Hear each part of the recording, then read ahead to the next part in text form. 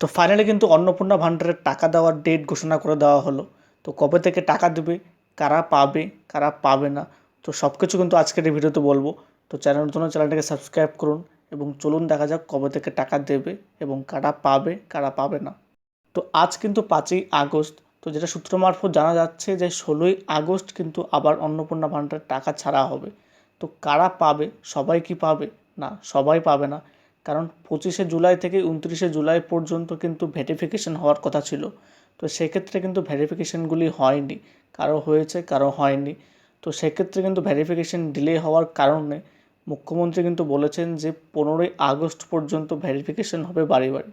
তো যাদের স্ট্যাটাস কিন্তু আন্ডার ইনকোয়ারি দেখাচ্ছিল তাদের কিন্তু বাড়ি বাড়ি গিয়ে ভেরিফিকেশন হবে এবং তাদের যে যোগ্য হয় কিংবা সঠিক ডকুমেন্টস থাকে তারা কিন্তু অবশ্যই টাকা পাবে।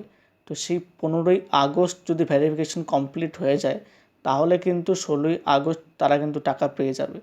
তো এখন কথা হচ্ছে কাদের ভেরিফিকেশন করতে হবে, কাদের করতে হবে না। তো যারা দুবার টাকা পেয়ে গেছে তাদের কিন্তু আর ভেরিফিকেশন করার দরকার নেই, কারণ তারা দুবার টাকা পেয়ে গেছে মানে অলরেডি কিন্তু তাদের অ্যাপ্লিকেশনটি অ্যাপ্রুভ হয়ে গেছে। তো তাদেরকে কিন্তু আর ভেরিফিকেশন কিংবা অ্যাপ্লাই করার দরকার নেই, তারা নিশ্চিন্ত থাকবে, তাদের কিন্তু টাকা ঢুকতে থাকবে।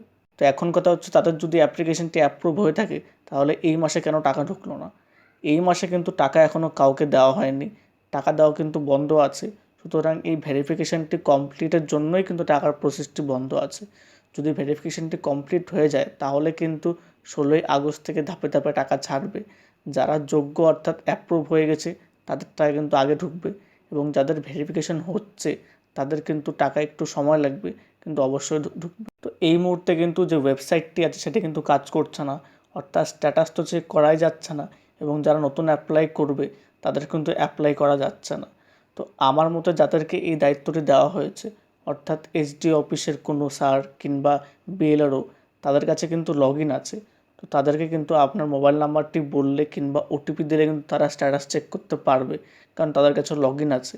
তো তাদের কাছে কিন্তু আপনার স্ট্যাটাসটি দেখতে পারবেন যে আন্ডার ইনকোয়ারি দেখাচ্ছে নাকি অ্যাপ্রুভ হয়ে গেছে।